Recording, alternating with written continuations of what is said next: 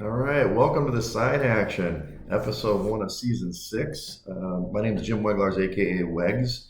You can follow me at Wegs on Twitter and on Instagram. And we've got a new guy here. Who is this guy? Nice shirt. Oh, thanks. I couldn't figure out the size almost, so we've got it situated now. But no, my name's Dalton Cooper, aka Coop, opposite of the chicken, if you will. But anyway, you can follow me on Twitter, Instagram at Dalton Cooper, or Mr. Grumpy Gills is where you'll find me on Twitter as well. Grumpy Gills. Yeah, absolutely. Big shout out to Finding Nemo, if anything. But I'm excited to join. I've followed football all my life, basically. So I'm excited to have somebody that shares the same enthusiasm. Yeah, so follow us at Side Action Pod on Twitter and on Instagram. So, let's just talk a little bit backstory. What's Coop doing here? So, one of the founders, Steve Action Roberts, is not with us this season. He's had a baby, little Leighton. He's a lot of hair, more hair than you and I combined, by the way. Oh my God. So a couple months ago, he's taken the season off. He may pop in from here and there. We're not sure, but Coop here was, generous enough to jump in and take his time, and his rookie campaign. Maybe we're gonna make it happen this year. Yeah, luckily, there's not too much hazing involved. Right. But no, shout out to his wife too with the heartburn. That's got to be a nightmare. All that hair. That's got to be insane. But no, it's good to see that situation and everything. Yeah. But no, actually, I moved here recently at the end of March. Luckily, I work remotely, so I was just tired. I was actually in Dayton, Ohio before, so came out and enjoyed the big city. I have a little bit of family here with an older sister, so good community, a lot of good people, yourself included. So it seemed like the right thing to do at the time. Yeah, he's a master bowler, right?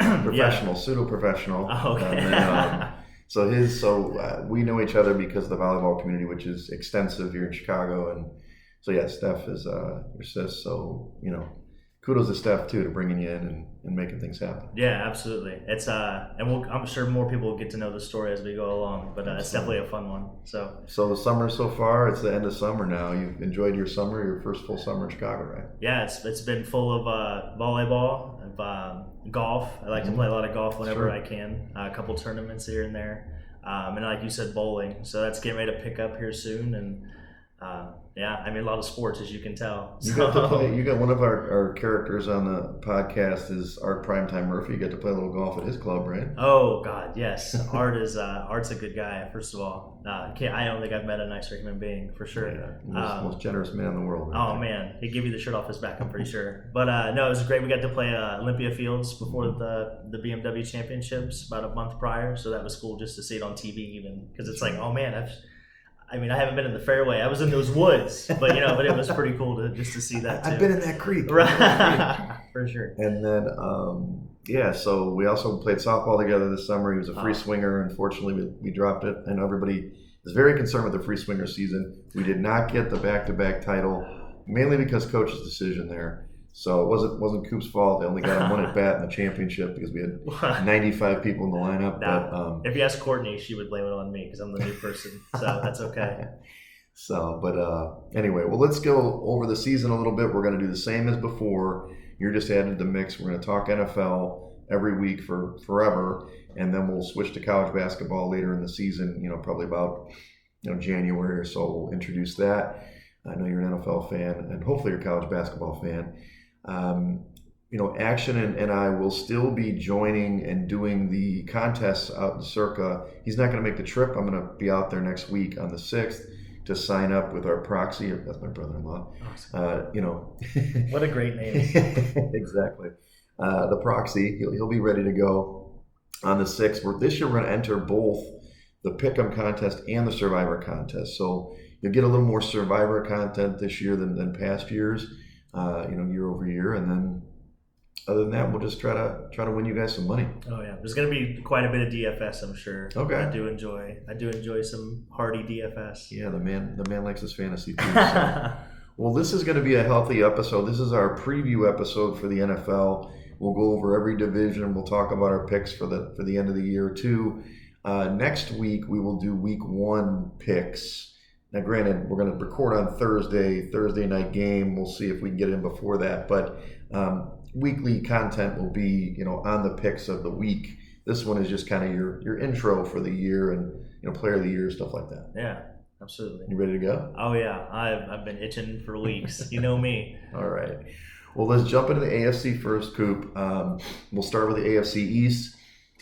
I'm just going to run down the numbers for each team, and then we can kind of dig into it, who we like. So the Bills are the favorite in the division. They also are like plus 475 odds in the AFC, which is right up there with the Chiefs, plus 900 for the Super Bowl. Then you got the Jets. The Jets and Miami are pretty close, but in the AFC East, you've got, I forgot to mention, the Bills are plus 120 to win the division. The Jets are next at plus 250. They're plus 1,000 for the AFC, plus 1,600 for the Super Bowl. Then the Dolphins are plus 300 for the AFC East, plus 1,300 for the AFC, and plus 2,200 for the Super Bowl. Not sure how deep you want to go with the Patriots here, but they are plus 900 to win the AFC East, so definitely further down the list. So talking generally about the AFC, who do you like in this division? In that division specifically, I actually like the Dolphins. I'm a Dolphins homer, but I also believe you got your jersey at home? Yeah, absolutely. Oh, I've got plenty. So if you ever want to borrow one, let me know. That candy ass aqua would look really good on you. But no, I like the Dolphins. The biggest reason why is Vic Fangio. I think he makes a big difference. It's hard to argue the talent that they have. I mean, I feel like they've always had talent. I feel like they've always been plagued with bad coaching and bad offensive line play for probably 30 years now. Right. So, they finally got Armstead in there last year. Hopefully he stays healthy. If Tua obviously stays healthy, they usually are at least competitive. Last year I think they were 7-2 when he played and actually finished the games. Right. So, I think they have to be, in my opinion, the favorites. I'm not as high on the Bills as most people. Mm-hmm. The biggest reason why is Von Miller. I think him being out, you can look at the splits last year, but back half of the year, when he missed, they were middle of the road at best when it comes to pressure rates, and their secondary is not exactly what it used to be. They're definitely a little older in age. Mm-hmm. They could play at a really high level, but I think adding an extra game to our 17 game could really matter in this division. So. Sure. And then obviously the Jets is, that's kind of the star of the show this year. Yeah. I think they'll probably finish, I would pick them to finish second in that division. Obviously Aaron Rodgers, the big question obviously everybody keeps asking is their offensive line. Like, can they hold up? What's going to happen? The last preseason game, if you watch their right guard, 68, I can't remember his name off the top of my head, but he consistently gets beat off the ball. Yeah, he's a turnstile. So yeah, it's going to be an interesting season. And obviously, like you said, the Patriots, they have Bill Belichick. Is he in the hot seat? Can he be in the hot seat? Won 5 Super Bowls or something, right? It's hard to. It'd be hard to fire the GOAT, but yeah, he should retire. As far as coaches, he should retire. Well, so you wouldn't bet on them to win the division at plus 300, the Dolphins? No, I definitely would take them to win the division. Okay. If I was going to take an under, I feel really comfortable taking the Bills under. For the wins? At 10.5. Okay, 10.5 wins. I think without Von Miller, they could struggle at the beginning of the season. They have the Jets right out of the gate. They do. And I think that could expose a lot for one thing. So yeah, for me, obviously, the Bills. You dogged me when I put my article out on Wegspool.com about this. The preview, but I think that the Bills, Jets, and Finns are all right there. I do think the Jets. I'd probably bet on the Jets to win this division at plus 250, just because that defense I think is a cut above the other ones. I know the Bills are supposed to bounce back, but to me the Jets defensive line is incredible. We'll see it against the Bills on, what is that, Sunday night, or is that Monday Night Football? So they play in game 1, Monday Night Football. So I think the biggest thing with the Finns, or Fins up, as you guys say, is Ramsey. And he's out for many weeks, right? He doesn't start off on the season. I do think Fangio is going to make the defense better, but I don't know if I trust it. Come December, you got to play on the road. And we'll see what happens. Rams will be back by then. They got a tough test in week 1 against the Chargers. So I think I would pick the Jets to win the division. I'm going to maybe change my article next week when I do the predictions, but it's Bills and Jets for me. But Finns I think they're going to make the playoffs. They're right there. So no, absolutely. If you look at the strength of schedule, they're all literally right next to each other. The Jets are 25th, the Bills are 26th, the Dolphins are 30th, and then the Patriots have the hardest schedule at 32nd. So It's going to be a bloodbath. And that's why I think another big reason on why missing Von Miller for 4 games is going to be a big deal at the end of the year. So that's saying it's reverse order. So the 32nd is the toughest versus the first is the easiest. Okay, gotcha. Absolutely. Gotcha. Okay. And then so we talked about this already. We can get to that later. But you think that 3 teams from this division can make the playoffs? I think so, but I think if you were going to pick a different division for 3 teams to come out of, I think you're talking probably the AFC North. Yeah. Okay. Well, good. Hey, nice segue. This guy's learning. The kid's learning already. We'll go right into AFC North, and I'll lead this time. So the Bengals, I should note that they were 11.5 wins, as their predicted win total. Plus 150 to win the AFC North, plus 550 in the AFC, plus 1,000 to win the Super Bowl. I did throw in, Burrow MVP plus 800 and Chase Offensive Player of the Year plus 1,200. But then the Ravens at plus 220 for the division, plus 1,100 in the AFC, and plus 2,000 for the Super Bowl. Then you kind of got 2 teams that we'll see what happens. The Browns, they're at plus 375 for the division. I'll leave the other ones out, but I'll say Pittsburgh. A lot of people like Pittsburgh. Plus 500 for the division, plus 2,800 for the AFC, and then plus 5,000 for the Super Bowl. So for me, I'm a Bengals guy this year, and it's mainly because I think, Burrow's due. I don't know if the team, he's starting off, I guess he's back at practice, but he had a calf strain. He's been out for a month. But I think it's just, he's been so close already, and he's just one of those killers. And they also kind of a little bit of pressure because he's going to be off his rookie deal here this year. So we'll see what happens. I know earlier you were on the Ravens, but I'm not a believer in the Ravens. Jackson's MVP hopes are plus 1,400, but I think the Steelers are a team that can surprise. I don't have them in the playoffs yet, but Watt at Defensive Player of the Year plus 800, I like that bet a lot too. Cleveland, even though I just picked Watson last night in a fantasy draft, I kind of feel like they're going to fall on their face. I don't know, but what's your take on the AFC North? I am those people. I am those people that also believe in the Steelers, and it really hurts my heart to say that. Yeah. You're a Browns guy? Oh, no. I picked the Steelers to win this division. Okay. Another, obviously, just the continuity going into year 2 for Kenny Pickett. Mm-hmm. Mike Tomlin, obviously, his track record speaks for itself, never having a losing season. And just, I think the defense is going to be a lot better. I mean, they were 9-8, and T.J. Watt missed 7 games last year. Yeah. And they got off to a rough start. I think they were 2-6 at one point. So I don't see that repeating itself. And they have the 7th easiest schedule in the league this year. Okay. Which is by far the easiest in their division. They are 7th. And I think the next closest is the Ravens at 17, and then you have the Browns at 19, and you have the Bengals at 21. Yeah, so there's first place schedule. There's a serious advantage when it comes to who they're playing and what divisions. So you would go over the win total 8.5. Oh, hammer it, hammer it. I actually could see them as the number 1 seed in the AFC. Whoa, slow down, cowboy. I could definitely see that happening. I would definitely think T.J. Watt is, I don't want to say a lock for defensive play. He's always going to be in the conversation. Yeah.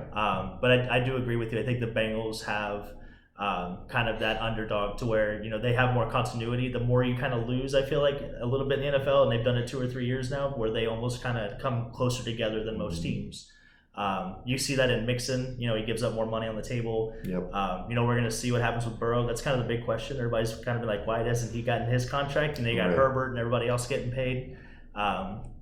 But I think it's hard to bet against Joe Burrow. It really is. I mean, it's crazy that he's going into his 4th year, and we all believe so much. And it's the same year as Daniel Jones, right? Or no, Daniel Jones came in a year before him. I think Daniel Jones is his 5th year because they didn't pick up. Yeah, they had didn't pick up his option. Yeah, right. So it's just crazy. They're pretty close in yearage, and one is so much more elite than the other. Yeah, no question. But I was a big believer in the Ravens until the injury bug has gotten their secondary room. That's your secondary. Okay. Yeah. See, so what I'll say is, the Bengals, Lou Anarumo's the DC. He's an incredible defensive coordinator. I'm shocked he doesn't get another job, but maybe he just wants to win the Super Bowl with these guys. But the Ravens, look, they got a new guy, Todd Monken, who's the offensive coordinator. Yep. They're supposed to pass the ball more. I'll believe it when I see it. And I love John Harbaugh, quite a bit, but maybe it's time. I mean, it's been there for 15 years or something.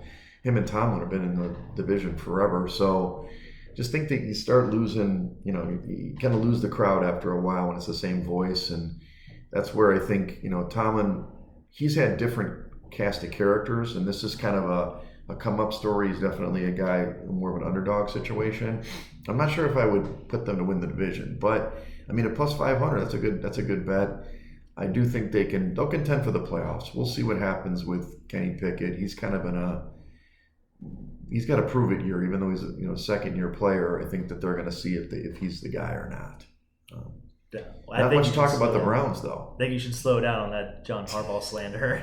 He's arguably the second best coach in the league behind probably Andy Reid. I know, but I'm telling you, we'll see. Yeah. I just think it's not going to happen. What about nothing on the Browns? Well, with Cleveland, I almost think Stefanski's going to prove it here. He is. They finally had an off season to where Deshaun Watson's in the building. It's quote unquote normal, as normal as it could ever be. Yep.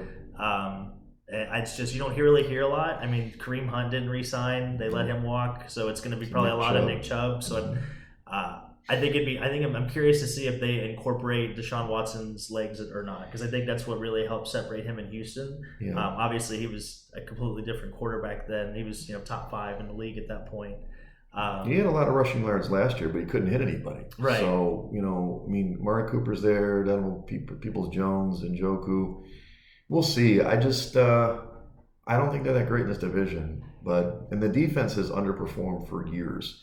So Myles Garrett's on here plus 700 for Defensive Player of the Year. I was big on him 2 years ago.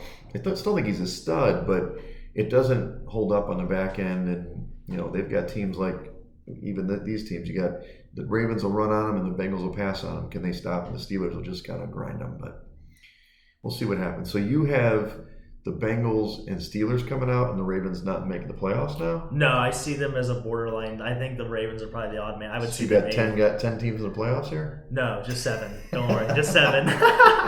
But you do have the 3 from AFC East or no? I believe I have. No, I think I have 2. I might have the Jets. Yeah, the Jets, the Bills. And the Fins. Yeah. Okay. And this division, Bengals for sure, and Steelers. Oh, no, I beg your pardon. I have 3 from the West coming out. 2 from the East and 3 from the West. Sorry. There's only 7 teams. There is. Playoffs. There are. Yeah. So we have 2 from the. Yeah. There's 7. Okay. So you've got. But from this division, which one? The Bengals and the Bengals Steelers? And the Steelers for sure. Yep. I think the Ravens are. I think they're the 8th team. Yep. I think they're the odd man out for sure. But it sounds like we'll keep going. It's not a perfect system. Okay. AFC South. Jacksonville is pretty heavy favorites to win the division, minus 167, plus 1,300 to win the AFC, plus 2,500 to win the Super Bowl. Lawrence is plus 1,700 for the MVP. And then you've got the Titans. This is Mike Vrabel is the guy, plus 375 to win the division, plus 4,000 for the AFC. Then you got the 2 kind of crappy teams, the Colts at plus 650 for the division, the Texans plus 900 for the division. Both with new coaches there. Look, I'm going to go on a limb already. I probably have gotten too far on this limb about Jacksonville. And I'd be curious to see what your schedule says. But my bet is they're the 1 seed, actually, because they have such a crappy division that I see them going at least 5-1, if not 6-0 in this division. So I think they can win 13 games and maybe get the most wins in the AFC. I did find it at Rivers. It's plus 1,600 to do that. Maybe not enough juice that I wanted, but I've also heard a lot of things that they haven't improved that much, and they took a huge improvement from last year to this year. If you listen to Adam Chernoff, but this division sucks to me. And as good as Vrabel a coach, I think he's a great coach. It's just they're declining on this team. So I can only see Jacksonville coming out of this division myself. Yeah, and they have a new GM as well. So just building that continuity, and they were kind of in cap hell, and they were investing a lot of money in the defensive line. They weren't even paying AJ Brown, for God's sake. They'd rather pay 3 defensive tackles. So I think a change in philosophy is always hard to go through, even from an organizational standpoint. So there's definitely going to be growing pains. And behind Tannehill, they have Malik Willis and they have Will Levis. So Will Levis, if he makes a team, right? So they have just a lot of uncertainty. Obviously, they kind of know they have Derrick Henry. He's getting older. What are they going to do outside of that? So, but no, I agree with you. I hate that it almost feels bad. Like I hate that it just feels like you had to pick Jacksonville, or you're just crazy, or like you're just like, what are you doing? You're just donating money at this point. Right. I do think the Colts could figure out. So it stinks that Jonathan Taylor. I mean, that whole situation. I feel like He's that team. Out, yeah. I feel like that team could be. Well, He's on the pup. I mean, this owner is a little impulsive to say the least. Yeah, Ursa's crazy. But I just feel like they could be a good team if they had Jonathan Taylor there to help out Anthony Richardson, just because I think that will really help with his growth. Right. And that read option offense, I mean, they could really incorporate that, and I feel like it'd be a big difference. But obviously, that's not going to happen. So, But no, I do agree with you. I think Vrabel's a good coach. I don't think Tennessee would ever get rid of him. I think he'd have to probably leave Tennessee at some point. Yeah, no, he's incredible. But it's got to be Jacksonville or nothing, right? I mean, I don't understand. I don't see how he could take anybody else. Now, do you like Richardson and for the Colts? I mean, his offensive rookie of the year numbers is plus 700. He's obviously showed off on Twitter, his one-legged throws and stuff. But do you think he's a play, or what about, the Texans have Will Anderson at plus 400 for defensive rookie of the year? I do. I think Will Anderson would be a good bet. As far as offensive rookie of the year, I think normally you have to go more wide receiver. I feel like the quarterbacks are gonna see so many. You just don't really see as many come in and pop. I feel like the wide receivers, a couple of them, like 3 or 4 a year, 3 or 4 year wide receivers get translated in and they make an impact. So I feel like it catches everybody's more of their attention and stuff like that. But the strength of schedule, it's funny with the AFC. Because the Colts actually have the third easiest schedule. And then you have the Texans at 9, you have the Titans at 13, and actually Jacksonville's at 15. So obviously them finishing first last year, you play a first place schedule. Right. So that's the only thing that you could maybe argue with, betting your win totals, or if you wanted to hedge against Jacksonville. I mean, I feel like you have to look at who they're playing. Yeah, I mean, 9.5 is a pretty low win total for them. I could just take it easy and do 9.5 and get over that and put a little extra money on it versus trying to get the plus money. So, well, let's talk about the AFC West. So we've got one team out of that. That's easy, right? So AFC West, we've got obviously the Chiefs, the champs, coming back. They're 11.5 win total, which is the highest amongst, obviously talked about, I think it was the Bengals, the other team. They're minus 182 to win the AFC West, plus 340 to win the AFC, plus 600 to win the Super Bowl, which is the shortest odds. Mahomes MVP at plus 650. That'd be a repeat for him. The Chargers are next at plus 325 for the AFC West, plus 1300 for the AFC, and plus 2500 for the Super Bowl. Denver's a bit of a long shot, but some people like them. Plus 600 on the AFC West, plus 2800 for the AFC, and plus 5000 for the Super Bowl. And then, I'm sorry, the proxy, you don't know the proxy. He lives in Vegas. He's adopted the Raiders. The Raiders, the lowly 6.5 win total, plus 1,500 to win the AFC. Dave, just so you know, they're plus 8,000 to win the Super Bowl. I'm sure you want to put that in when we go to Circa next week. So, we all know the Chiefs. They're great. They're going to make the playoffs. Can the Chargers or Broncos take them down in this division? Yes. Okay. I have the Chargers winning this division. Wow. I actually have the Chargers are going to beat them. I think adding from Dallas, Kellen Moore. I think adding Kellen Moore is going to. I think it's going to be. I mean, they were top 5. The Cowboys were top 5 offense the 3 years he was there. I mean, he makes Dak Prescott, which some people argue he's top 10. Yeah. I think he's probably right there between 10 and 14. Right. But I think he's going to make a big difference for Justin Herbert. The health bug has always seemed to plague this organization for some reason. So at some point they have to be due, in my opinion. But I see 3 teams coming out. I think Sean Payton being in Denver makes a huge difference. They were talking about how they do their cuts in Denver this year. They literally cut all 25 guys at the same time. Usually, if you watch teams, they'll drop 2 or 3 guys every week or whatever. But the Broncos decided to cut everybody at the very end, which a lot of beat writers were talking about on Twitter. It's just an interesting strategy by Sean Payton. So I think if anything, they'll be mentally different, and I think that's going to be a huge deal from the player standpoint. There's going to be a lot more buy-in. Russell Wilson looks a little bit more like he's taking it, a little more serious, or just has more, more smarts around him. He's expecting another baby, by the way. Oh man, well, he's doing it in the offseason. Well, just so you know, Sierra has never come on the podcast, but she's always invited. No, fair enough. That's open invitation. That's Right, fair. right, exactly. But no, I have like I said, I had the Charger. Herbert is my MVP this year. Okay. I think he's going to make, like I said, He's plus 1,200 for yeah, that. absolutely. And adding Quentin Johnston from TCU, a lot of beat writers on Twitter have been raving about him in camp. They so much that they were talking about trading Keenan Allen in the offseason. So. He's over 30 now. Yeah, and I just think there's a plethora of talent. They still have Eckler. I mean, he may not be happy, but he's showing up, and that's more than some of the other running backs are doing. So, yeah, I mean, look, it's hard for me. Listen back to past podcast seasons. Actually, I love the Chargers. Every year we love the goddamn Chargers. Everybody loves the Chargers. Charger are going to Charger, man. These guys, I can't trust them. And I think it's Staley. I think he's a terrible coach. So the joystick's out there. Sure, maybe the offense is better. But when it comes to game decisions late in the game, blowing games, which they've done so many times, that defense wasn't that great last year. Yeah. They got to improve. I love the Chargers too. I'm a Charger guy. But early when I did my predictions, I was over the Broncos, not unlike yourself. At this moment, I think I have the Chargers out of the playoffs and I have Denver in, which I'm not sure if I'm going to keep that in my final. I'm going to go through it again. But I still have the Chiefs winning the division. This team has won, 8 straight or something like that.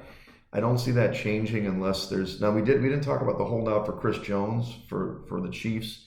How relevant is that? He said he'll wait all the way out to week 8. I don't think it's going to get that far. But, when they start playing the big boys, they're going to need that guy. So yes, and if they miss him half the season, I feel like that could be a big difference in them winning the division and them being a wild card team. Yeah. The Achilles heel for, like you said, the Chargers have been that defense. So they know they're going to be able to feast, but not getting any kind of pressure sustained. And they're still young. I mean, they had their most rookies played, take snaps last year for that, for that offense and defense for the whole team. So they're still kind of young. They're in year 2. They lost Eric Bieniemy to the Commanders. Yeah. How much of a difference is that really going to make? We'll find out, obviously. It's Nagy. He was a great coach for the Bears, He's going to beat him. We know that for sure. So... yeah, we'll see. Okay, so to review your playoff teams, because you've been all over the place here, buddy. You got the Steelers, the Jags, the Chargers, the Dolphins, the Chiefs. How many teams you got in there? 7. The Steelers, Jags, Chargers, Dolphins, Chiefs, Bengals, so you don't Jets. have the Bills in there. No, I do not. So you have the Jets and the Dolphins in the AFC East. Okay, Steelers and Bengals. And your 1 seed is the Steelers? Yeah, I do. I see them as the 1 seed. I think, like I said, they have such a schedule advantage. Yeah. Like I said, their defense is for real. We always know they're going to play defense. And if I remember correctly, I think last 3 games they play warm weather teams in Pittsburgh. Yeah. So there's definitely going to be an advantage there. Okay, we differ significantly, which is okay. That's what we're here for. I've got the Chiefs, the 1 seed, Jags at 2, even though I'll make the bet on the Jags. Cincinnati 3, Buffalo 4, Miami 5, the Jets 6, and Denver 7. So I don't know the Chargers. I want them to do it. I'll root for them if they make the playoffs, but we'll see. The AFC is loaded. There's no comparison between the conferences this year. The AFC is way better than the NFC, so we'll see what happens there. So we will get to the playoffs in a minute. Let's just go into the NFC now. We can do the whole playoff run if you'd like. In the NFC East, you got the Eagles, obviously defending NFC champs. Most of my company roots for this team, so I can't speak that badly of them. They also have predicted 11.5 wins. They're minus 125 favorites for the NFC East, plus 300 for the NFC, which is the favorite, plus 700 for the Super Bowl, which is really the second favorite, more or less. Hurts MVP, plus 1,100. They've got Jalen Carter at plus 800 for the Defensive Player Rookie of the Year. But I don't want to count out Nolan Smith. He's also awesome at plus 1,100. The Cowboys are next, plus 190 for the NFC East, plus 650 for the NFC, and plus 1,500 for the Super Bowl. Then you got the Giants and Commanders. The Giants are at plus 750 for the division. I don't think they're going to win the NFC. The Commanders at plus 1,300 to win the division. And they have 6.5 wins, so that's pretty low. It's the lowest win total of this group. What do you say about the NFC East? I actually like the over total for Washington. Okay. I think Sam Howell looks a lot more competent. He's definitely got somebody in there that's been proven. I mean, with Eric, we just mentioned Eric Bieniemy a minute ago. Yeah. And he was really not that bad at North Carolina. He lost a star running back, I think, his junior year starting, and then obviously he went to the NFL. Javonte Williams, I think. But I think that's a nice win total that you can get some value out of. I really do like the Giants. I mean, everybody hates Daniel Jones for some reason, but I really think adding Darren Waller to that offense, they have, in my opinion, the best coach in this division by far. With Dayball, and I think he can figure, if you give him a schematic advantage by having, a 3 wide receiver sets and being able to spread out Waller, similar to how Reed does with Kelsey. I think that can add obviously I think last year he threw the ball less and it was his highest passer rating ever. So I think they can improve on that. They have a really good defense. They, obviously Dallas probably has quote unquote the best defense in this division just because of Parsons. But I'm not as high on the Cowboys, and the reason why is just the depth. I feel like the only constant in the NFL is injuries, and every team struggles with them every year. And I feel like if they have 1 or 2 specific injuries, whether it's the offensive line, or God forbid Parsons were to, do anything with a hamstring or just something, I feel like it would really make a big impact on them. And I obviously, adding Trey Lance is not really going to do anything now, but I think the media in Dallas is always going to find something to keep the narrative going all year. And obviously you have the Eagles. I'd probably take their under at 11.5 just because they got a whole new coaching regime on the offensive side of the ball. So just the continuity is obviously in question. But who would you go with here? Well, I mean, first of all, this is going to be we're taping live. Of course, my daughter forgot her key, so I'm gonna have to go buzz her in a second, just when I walk off the camera. But secondly, look, I think it's hard to repeat. When you're the loser of the Super Bowl, it's hard to get back there, right? It's very hard.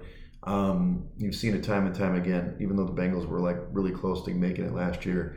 So the Eagles, as good as they are, and I think they reloaded the draft pretty good, they're still going to be right there with this division. I do think Dallas. I've got Dallas winning the division, but it's mainly just because I think they have value. I like their defense too. I'm against you on the Giants there, buddy. I think that they had so much luck. They came back in so many games. It's not going to happen again. Now, as much as Dayball I think is a great coach, I don't think they can do it, man. So I'm not under the 7.5. I think the win total's fine, 8-9 wins. But in order to win, they're probably going to have to be 9 to 10 wins, and I don't think they're going to get there. A little bit tougher schedule. I'm not against you on the Commanders over the 6.5. I think it's a low total, and you're right. Sam Howell's looked better than expected. I do think that Rivera's on the hot seat. He's like the new Jeff Fisher. He's like Mr. 500 now. And even if they go 7-10 or whatever they'll do, he probably should get fired. Jahan Dotson too. That's a pop player this year. I think you could probably get him at a really long prop for Player of the Year, Offensive Player of the Year. I don't know if I'd go that far, but that's definitely a sleeper in fantasy or anything like that. And with the NFC East, ironically enough, the Eagles have the 10th easiest schedule this year. So that would actually favor, I guess, your pick of them doing well again. And then you also have the Giants at 12. You have the Cowboys at 14. And then you have the Commanders at 24. So the Commanders with they by far have the biggest disadvantage when it comes to having the schedule on their side. So I guess maybe that 6.5 is maybe looking like a fair number. So yeah, I mean it's tough. When you go through the divisions, let me look at what I have.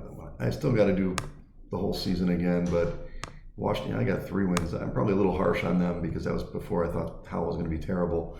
But yeah, I mean, we'll see. The Giants are right at that number. So we'll see. I would actually think that Washington might be a good bet on team this year because they're going to be underrated. Now, granted, they're playing Arizona in week 1, so we talk about Survivor. We'll see if that's one of the teams next week. But let's move on. But you have the Giants and the Eagles in, and the Cowboys out. The Cowboys out. Teams. Yeah, okay. I've got the Cowboys out. I think he's going on a limb over here. I think they're the 8th. But then also with the Commanders, they didn't pick up Chase Young's option, which I think is interesting. So it'll be interesting to see how well, if he is motivated to play well or if he's not. I think he could be a big difference player too. Yeah, I agree. Well, let's go to the NFC North. This is my beloved division. I know you have your Dolphins and stuff, but Detroit is a favorite here, which is crazy. When's the last time you said that? They have a 9.5 win total. Plus 135 for the NFC North, plus 900 for the NFC, plus 2,200 for the Super Bowl. Okay, we've got Jahmyr Gibbs at plus 800 for the offensive rookie of the year, votes. I got him on one of the fantasy teams last night. Okay. Minnesota comes in at plus 275 for the division, plus 1600 for the NFC. I don't want to worry about the Super Bowl. I ain't going to win. But Jefferson, Offensive Player of the Year, which he won last year, I believe, at plus 1,200. So, we'll see. Then you've got Green Bay Packers, plus 375 for the division, and the Bears at plus 425 for the division. Both of those teams are at 7.5 wins, and they play in week 1. The Bears, I'm a Bears guy. You probably know that. It's been tough. I do like the rebuild, but I think the steam's a little bit too big on this team. 7.5 wins is right where it should be, 7 to 8 wins. So I'm not going to get too excited. But before we get into the better teams, what do you think about the Packers? You got Jordan Love in there. Obviously, they lost Rodgers. Huge, LaFleur's actually got a coach this year. A lot of people, I'm down on them. I'm pretty down on them, but I've heard a lot of people saying this is a team that people are underestimating, and they like over the win total of 7.5, which seems crazy to me. I honestly think it's a fair number, and at first I was with you. I was like, Jordan, we're not hearing anything about Jordan Love, but then I thought about it more and more, and you watch their preseason tape. Mm-hmm. He's going to be the one young quote-unquote quarterback that's going to have the best offensive line. Mm-hmm. So I think if he could just be competent, they got a good enough defense. Obviously, going to Lambeau and any time after November is not fun for anybody, right, including the Packers. Right. So it's just it's more that home field advantage. I can see them with their run game. They can control the clock, and they can definitely I could see them at 500 or like right there 9-8, 8-9. They're going to be right there. But I don't know how long they're going to want that. And we're going to see if Jordan Love can handle it. I think he's probably middle of the road somewhere just because you don't hear anybody raving about him in camp. You don't see any crazy videos or crazy takes or anything like that. But I think the coach of the year is in this division. I really do. I know you. I know you're coach of the year. So before we get to that, I also think like the Giants, the Vikings had the luck factor. They came back in 6 or 7 games. We obviously know the Colts game was ridiculous. They came back from 31 or 32 down or something. Yep. But they're a team, even though Kirk Cousins is a pretty good ball player and they've got a good offense, the defense has really struggled. They may have changed coordinators, but it doesn't change personnel. So I'm not down on the 8.5. I think that's probably right in. It's already baked into that number, but I have them missing playoffs for sure. And then I shouldn't say for sure, but I think so. Yeah. I could see them shipping Kirk Cousins in the middle of the season, though. Yeah. I mean, there's been a lot of speculation on what they're going to do with him in the offseason anyway. Is he on a 1 year? Is this last year? This is his last year. Mm-hmm. But I don't like them. They were 12-0 in one-score games last year. That's obviously not going to happen. And their defense is horrendous. I mean, They were arguably they were the worst defense statistically last year, right there, obviously with the Lions. Mm-hmm. But I'm down on them. They're, like I said, they got Jefferson. I mean, mm-hmm. he's unbelievable. He's but yeah, I could definitely see them. I'm with you. I would take their under, but I feel like 8.5's right at that number. Yeah, they're definitely going to be negative. There's going to be just like the Packers, in my opinion. So to miss the playoffs might be a good bet. But okay, let's get back to the Lions. So it looks like you're on board with them winning the division if you have, your guy, Mr. Campbell being coach of the year, which is, hey, good for you. Go out on a limb. I like this team. I was pretty pro them in the Super Bowl because, they play in a pretty weak division this year. But I don't know. I've backpedaled a little bit on that, mainly because I do like some other teams in the NFC North. But the reason why I did that is that when you look at it, Philly and Dallas have to butt heads, and San Francisco, as good as they are, I don't really trust Brock Purdy. So the Lions have an easier path to win the division. So, and that gets you a home field game and so on. But plus 2,200 is a good number for the Super Bowl, but you can always hedge at the last minute. But I think I'm a little bit too in that, the action or esteemed former host here. He's now a Lions guy, even though he was a Colts guy before. So I'm sure he's got his jersey and he's all over this team. But do you have the Lions only in this division then? Yeah, I have the and I actually am a little higher on the Bears. I think I had the Bears squeaking in at 7 just because they have the schedule falls in their favor. The schedule really falls in their favor. The Lions as well, and the Lions have arguably one of the top offensive lines in the NFC North, or not even the NFC North, just in the NFC in general. And that's always crucial especially when you're playing a higher level competition. Dan Terra is going to win Coach of Are the you Year. playing to the crowd here, the Bears fans here? The legions of fans that we have in this podcast are Bears fans. So. I mean, I have gotten a little bit with the crave, if you will, with the crowd. But they do have the easiest schedule in that division by far. They have the 6th easiest schedule in the league. And then the next easiest schedule in the NFC North is the Lions at 18th. And then you have the Vikings at 27th. And you have the Packers at 11th. Okay. So the Packers are right there, I guess, with the easy. But the Bears have a significantly easier advantage in the schedule. They got to get off to a good start, starting against the Pack in Week 1. But we'll see. I mean, the teardown, obviously Fields, they went with him. They obviously didn't trade him away. They traded the pick away. We'll see. I mean, I'm hoping for it, of course, but I bet with my head, not my heart. So. Well, we're gonna see how the defense is too, because they were pretty bad after playoffs, huh? They were pretty bad after Raekwon Smith got traded away. But terrible. he's really good. But hopefully, like a little bit of draft reload and like I said, schedule favorancy. And I think they were plus 10 in like days at like advantage of rest days. Okay. So they were getting a pretty good advantage that way too against their opponents. Well, let's go NFC South now. We differ vastly here, but we got the Saints are right now the division favorite, plus 125 for the South, plus 1,300 for the NFC, plus 3,300 for the Super Bowl.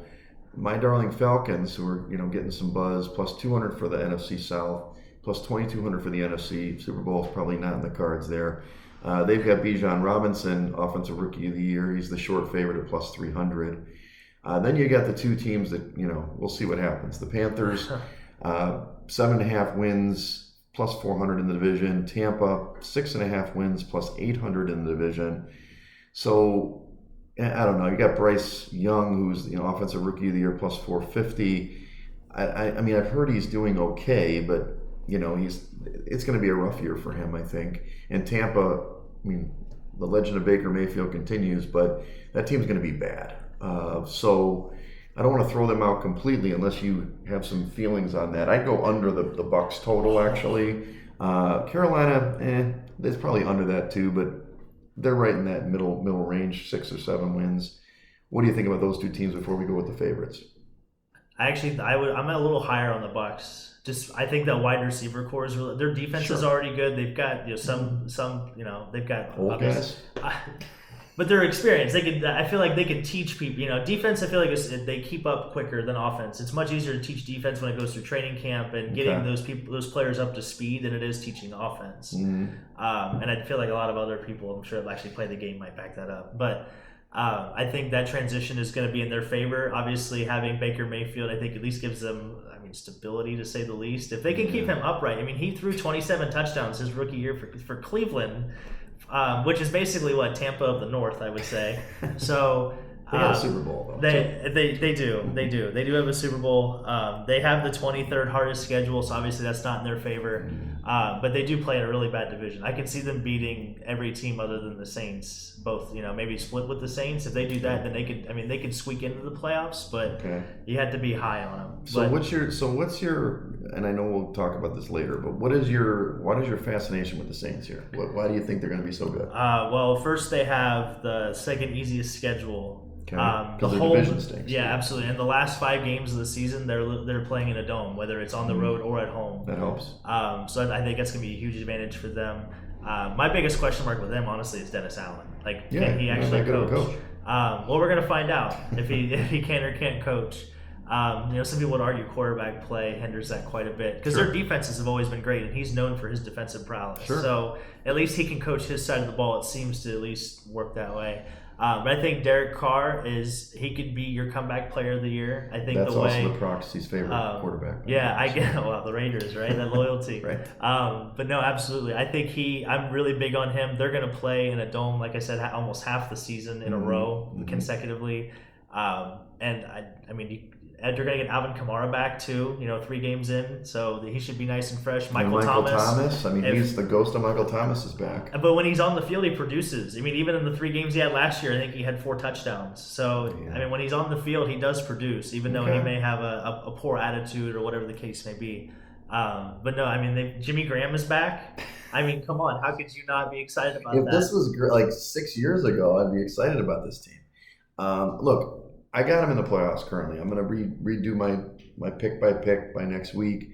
We'll see. I just don't trust. I don't think Carr's that great. I don't trust Allen. I think their defense is aging. This is not the team to back in my mind, even though I understand where you're coming from. My team's the Falcons, and I'll tell you why. Younger team, obviously Arthur Smith, definite, like he's got a system. He's going to run the damn ball. Ritter, yeah, a little bit questionable at quarterback, but they've got weapons, dude. I mean, they've got the guys. They've got Drake London. They've got Pitts if they ever throw him the ball. Yeah. They got Bijan. Algiers pretty good behind him too. It's really just the defense. Are they going to be terrible like they were last year? But if they can control the clock, I mean, it's Titans further south, So yeah. I do like them for this division. I haven't bet the plus 200, but I probably will.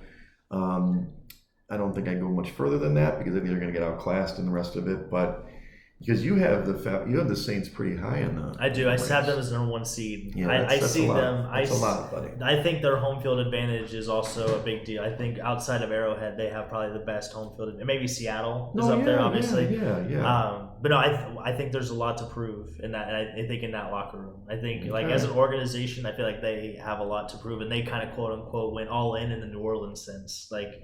For an organization, they really don't roll the dice too much, other than maybe Bountygate, but that's neither here nor there. Right.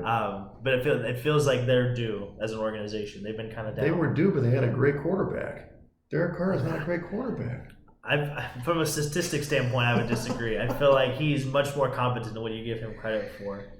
Okay. Well, we'll see. We'll be talking about that all season. I'm going to keep bringing it up when he stinks again. That's fine. But when he's 6-0, we'll never hear the end of it. All right, NFC West, last division here to preview. You've got the 49ers, of course. They're 10.5 wins predicted, minus 190 for the NFC West, heavy favorite, plus 400 for the NFC, plus 1,000 for the Super Bowl. McCaffrey, Offensive Player of the Year, plus 1,500, and Bosa for the Defensive Player of the Year, plus 900. I didn't put Brock Purdy for MVP. I'm sure you want that. So I'm just teasing. Hit Tommy John. That's insane. Seattle Seahawks come in next, plus 230 in the division, plus 1,400 in the NFC.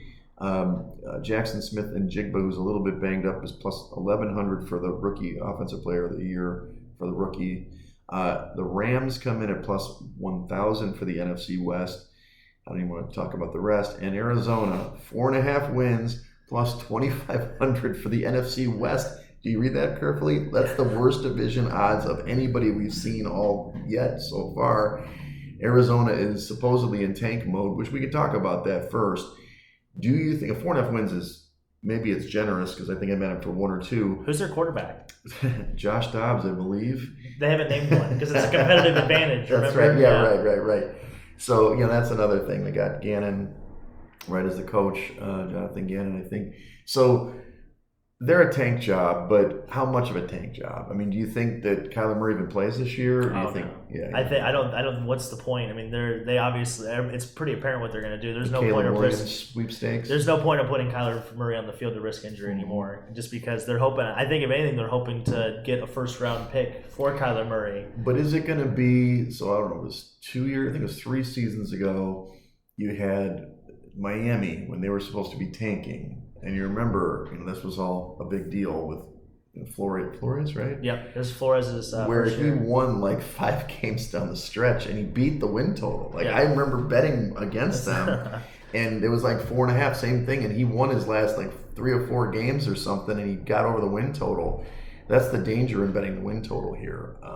The big difference in that, though, is Brian Flores was experienced. They have the youngest coaching staff in the NFL by a wide margin. It's a first-year play caller, first-year offensive coordinator, first-year, basically everything. Yeah. So I feel like they've set this up. It's almost like Major League. They set this up perfectly. They gave me a call to get down. Yeah, so take the offer. Jake Taylor, right? Right. But no, it's definitely it's gonna be interesting who they take after Caleb Williams. Do they go, with Marvin Harrison? Do they get that high of a first-round pick? See. Yeah, it's going to be interesting. Because the thing about it is Kyler Murray's contract is around their neck. They still got to pay him. Nobody's going to trade for that contract. I mean, we'll see. I don't know. I think you'd be surprised. It's a lot with the value, and the cap's always going to go up. They're making so much money with expansion, international, all that kind of. I think it'd be interesting to see. I think it's going to be the story all year long. If they do surprise people, what happens? Like to your point, if it blows up, it's going to be even more interesting to see. Now, I don't want to skip the Rams necessarily, but it is crazy that a year ago they were the defending champs. And obviously they fell apart. They really only have Stafford, Cup, and Donald on that team. Everybody's kind of crappy, but I don't know if you have any words on that. But I think it comes down to a two-horse race. San Francisco should win the division as they have minus 190, but I've had a lot of pundits say that Seattle's going to win this division at plus 230, and they're a young team. Pete Carroll, the oldest coach, acts like a young guy like me at the club. You know how it goes. Chewing gum, keeping the jaw, keeping the jaw nice and tight. Chew gum and dance around at practices. Do you think Seattle can take down the 49ers in the division? I do, and I think the biggest reason You're why Captain Underdog. We're gonna get you a shirt. Well, I think when I looked from a talent standpoint, it's hard to argue. In strength of schedule, they're literally right next to each other. I believe the Seahawks are 8th. And the Niners are 4th, so they're not too far apart. From the Rams' perspective, you forgot Van Jefferson. He's not bad, sure. But I almost forgot. I wasn't kind of listening. I was on my phone. We were having a hard time connecting. So, but obviously Sean McVay. I'm curious to see how long he waits that out, because hedging the future for 1 year, that rooster is going to come home at some point. So, but no, I definitely like the Seahawks. I mean, they already have Lockett and Metcalf. Getting Jackson Smith and Jigba, you could probably get better odds on him now with him being out. I still think you could take that bet and feel, I don't want to say comfortable, but you would feel a little more about Captain Underdog, if anything. So you think Geno Smith wasn't just a flash in the pan, like a shocking development last year, that he's going to actually play that level again? I think, if anything, he's got stability around him. I mean, Pete Carroll in that organization of Seattle at least has been, for the most part, pretty stable. I mean, the Russell Wilson thing, but you could argue that's more Russell than the organization. Sure. But they felt comfortable enough as an organization to move on from him and make that questionable decision, because everybody at the time thought, what the world are they doing? Like, this is a guy that took you to 2 Super Bowls and basically should have been back-to-back champions. But and I think that's a big deal. Like I said, he had Tommy John surgery. Usually that's a whole year for a major league pitcher, and he's back, 5 months, 6 months, which I'd love to hear the medical behind that. That'd be interesting. I don't know if, even if he had his original, ligament, I'm not buying into Purdy. I'm sorry. And I think that he played great. I'm happy that he did it. The league's going to catch up a little bit. And in the end, I don't think you can win a Super Bowl with him. And if they win the Super Bowl in February, good for you. Tip of the cap. But I don't think it's going to happen against the Burrows, the Mahomeses, or even the Hurts, or I don't know about Dak, but you know what I mean? Like, he was Mr. Irrelevant for a reason. I know he's got experience, he's got moxie, but in the end, you got to be able to play the position, and we'll see what happens. I think they're still going to be, like you said, strength of schedule is pretty low compared to those other guys, the division leaders, so they can still win the division, or I have them as a 1 seed. I guess we'll roll into that. Well, then they have the best coach, obviously, in that division. By far. But I wouldn't be shocked at some point if Sam Darnold was their starter, whether it be through injury or he's had arguably the best camp out of a lot of the quarterbacks that have obviously moved homes and all that kind of stuff like that. But the flip game in that, they play the AFC North this year, and the 49ers actually have the Bengals at home, and Seattle goes to Cincinnati. So if anything, if that division is close to the end of the year, I think that could be a deciding. I think that might be a tough game for the deciding factor. Okay, well, let's go over quickly in the playoffs. I want to try to keep it. We're almost at an hour already. But so you've got your playoff teams this is the seeding, right? 1 seed Steelers, huh? Yeah, so the AFC, I've got the Steelers, the Jags, that's the 2 seed. The Chargers are 3, the Dolphins are 4. The Chiefs are a wild card team. The Bengals are a wild card team. And then I have the Jets as the last wild card team. Okay, for me, I've got, as of today, we'll redo it, but KC at the 1, Jacksonville 2, Bengals 3, Buffalo 4, Miami 5, Jets 6, all the AFC teams. AFC East, and then I do have Denver right now. We'll see if that changes at the 7. So I know the Steelers, they're really going to be close with the Broncos to me as that 7th team, but we're not too far off. It looks like the Chargers, I mean, you've obviously got the Steelers way up there. I don't know if I can buy into that per se, but we're not too far off. It's a couple of teams. And then you have, coming out of the AFC, you switched to the Bengals. I did, yeah. The AFC, I had the Bengals coming out. I think I had them playing the Jets in the AFC Championship game, the way the bracket was coming down. So, like we kind of touched on before, I think it's that year, it's that continuity year. I feel like a lot of it's going to come down to it, because after this year, you're going to have to start paying everybody, which means you're going to have to start moving on. And Obviously, if they win the Super Bowl, they'll have coaches and everything else move on. But I definitely think it's the Bengals' year. Yeah, me too. I got them beating the Kansas City this time. They've beaten them before. I mean, they've beaten them most of the times they play Kansas City, but still going to be an epic battle. I would love to watch it again, and I think the NFL wants it. Not that it's rigged. I'm not saying it's rigged, Coop, but I think it's going to come down to the two best quarterbacks again, and that's Burrow and Mahomes. But this time, I think Burrow's going to take him out. So, and to your point, we have to have as many pregame Joe Burrow outfits as we possibly can fit in the season. So, do you have any of those? The tiger stripes? Or? Man, I do have his jersey. Okay, but I might start investing. Yeah, we definitely got some of the pants. Do you have the glasses? Oh no, I don't have that kind of street cred like that, man. No, he's gotta hit the thrift shop. He's got the designer ones. You get the thrift ones. All right, the NFC. Go ahead, go over your NFC team. Yeah, he's a rich man's Macklemore. That's what Joe Burrow is. Yeah. So the NFC teams, I have the Saints as the 1 seed, the Eagles as the 2. Like I said, I have the Seahawks winning the NFC West at 3. The Lions are going to be 4th. The 49ers, the Giants, and the Bears are my wild card teams. The Bears. The Bears. Yeah, we're going to be eating Polish sausage on wild card weekend, baby. Yeah. All right, I got the Niners at 1, Dallas at 2, Detroit at 3, Atlanta at 4. So we're very different in the divisions. The Eagles at 5, New Orleans at 6. I do have them in the playoffs, and Seattle at 7. I think from what I remember, the Bears weren't too far off, but I don't have them in the playoffs. Sorry, guys, and the Giants either. So we differ quite a bit in this one, and you do have the Saints coming out, going to the Super Bowl? I do, yeah. Like I said, you got to bet that because it's not going to happen. You might as well get the plus money. Oh man, no, I think it's definitely going to happen. I think that, like I said, they have one of the biggest home field advantages. Well, I mean, you can get to win the NFC is plus 20 or plus 1300. That's solid. So I think like I said, I think if there's a team. I try not to pick the Chiefs. Obviously, everybody wants to pick the Chiefs. Like the logical thing is probably to pick the Chiefs, but at some point they can't win them all. I guess I was thinking about this the other day as well. When they talk about comparing Mahomes and Brady, the Mahomes division is just so much more difficult. Like it's such a treacherous every year. Yeah. And you see him last year, he gets hurt. Yep. Obviously, they still win, but it's so much easier. I feel like for that to happen, if anything. So yeah, I've got at the moment San Francisco. I always want to pick Dallas over them. I want it bad, but I do have San Francisco going to the Super Bowl and losing yet again. And so we'll see. That's actually a way throwback revenge game from the Joe Montana days. But we'll see. I want Dallas to win. And I don't really root for Jerry Jones. I just like the talent on that team and like Micah Parsons and stuff. But it's hard to see them winning in the big game, especially with Dak. I don't know if he's the guy. I mean, I don't think Trey Lance is the guy either. But Mike McCarthy taking over play calling is. I feel like they're going to take a step backwards as well.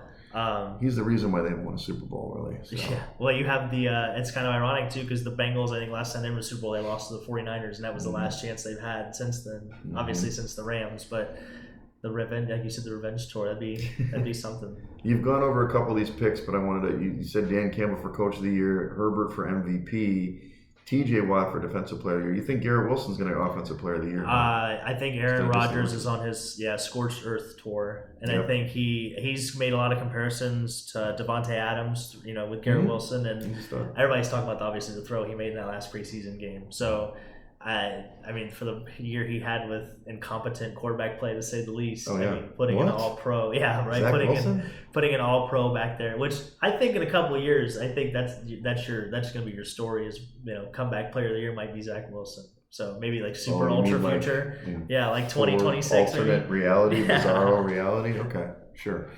Okay, well, let's just go over next episode. Next week we're going to tape on Thursday. I'll be in Vegas live from there. We'll connect on Skype or whatever way to get the podcast out. That's the 7th. We'll do the first week episode, talking about the game, spreads, total, stuff like that, and the Survivor. And then this weekend, dude, AVP, you going to be out there with us or what? Oh yeah, we'll probably be out there Saturday. I know Callie's been talking about it for like 2 weeks. So I've never watched an AVP. I don't know. It's going to be like 95 degrees. For those that don't know it, that's the pro volleyball tour. They're here in Chicago at Oak Street Beach. It's the best. You can go for free and sit between nobody's watching, no cops are listening. You can sit between the outer courts and just drink your face off and watch great volleyball. That's awesome. It is. In social media, I encourage a lot of people to follow them, like on Instagram. AVP's account's really cool. I'm not much of a volleyball connoisseur. I've kind of grown to like the game and love the game, if anything. But I enjoy the community more than that. Yeah. But we have that, and then Monday we have the our own little pirate flag. I'm excited for that. You're doing the pirate flag. I am not going to be at the pirate flag. I will be at the Labor Day doubles, but I will come up to pirate flag and check you guys out. I'll be making burgers. Oh no, I'm making burgers. Why aren't you playing? Because Caesar's playing. I want, I like, You can't get somebody else to cook the burgers? Don't you want to play in a tournament this year? Yeah, I played in one earlier this year. Okay. Yeah, so I got my fix. I like to help with the operations side. I feel like that's where he's great at taking photos of me in action, especially when I have a tie on. Oh man, if we had a logo, you'd be the jump man for our sport for sure. And then so obviously we got the big tournaments. There's also the little plug for the Swerve. He's doing the pros clinics as well on Monday at the same beach at Hollywood Beach. So we're playing at Foster. You guys are at Hollywood. And then I don't know if you saw today, Miles Partain was the number 1 seed for the men. He was at Foster Beach. He was at the local beach. Right. So Brandy, if you're listening, I know you are. I heard you at Progression yesterday. I'm very proud of you. But come by. You're welcome on the podcast anytime. Anytime. Yeah, absolutely. That'd be awesome. Give us some tips and shout out to Wingfest this week too. This weekend. I don't know if you're checking that out, but there's like 19,000 people interested in it. Oh my goodness! And it's going to be in basically a box or a hole in the wall essentially. So that's awesome. It's right here on football season. So who doesn't love chicken wings? All right. Well, follow us at Side Action Pod on Twitter. Side Action Podcast. My mistake earlier. On Instagram, follow me at Wegs on Twitter and on Instagram. Oh, and you can check me out on Twitter and Instagram at Dalton Cooper and at Mr. Grumpy Gills. All right, guys. Well, good job, Dalton. Well done on the first episode. Hopefully the technology worked. We don't have to do it again, but we'll talk to you guys next week. Absolutely. Looking forward to it.